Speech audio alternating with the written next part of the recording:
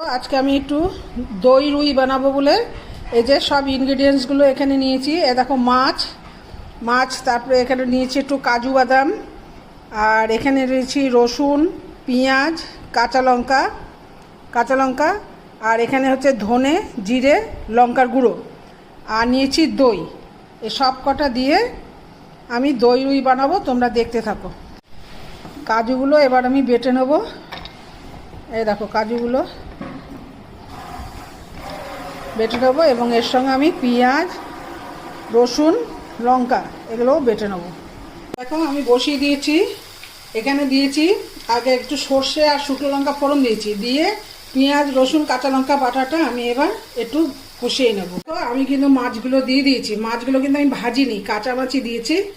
এবার মশলাটা আগে কষিয়ে নিয়ে এর মধ্যে মাছগুলো দিয়েছি। এবার এটা নাড়াচাড়া করে আমি একটু জল দিয়ে ফুটিয়ে নিব, তারপর আমি দইটা দেবো। এই দেখো মাছটা সেদ্ধ হওয়ার পরে কিন্তু আমি দইটা দিয়েছি, দেখতে পাচ্ছ এই যে দইটা দিয়েছি। এখন মাছ সেদ্ধ হয়ে গেছে, এবার এই দইটা দিয়ে আমি কিন্তু আঁচটা কমিয়ে দিয়ে দইটা দিয়েছি। এবার এটা ফুটে গেলেই আমি নামিয়ে নেবো। লাস্টে এর মধ্যে একটু গরম মশলা দিলাম আর একটু কসুটি মেথি দিলাম, দিয়ে এবার নামিয়ে নেবো। এই দেখো আমার দই কাতলা হয়ে গেছে, অবশেষে আমি ঢেলে নিয়েছি। এবার আমরা খেতে বসবো।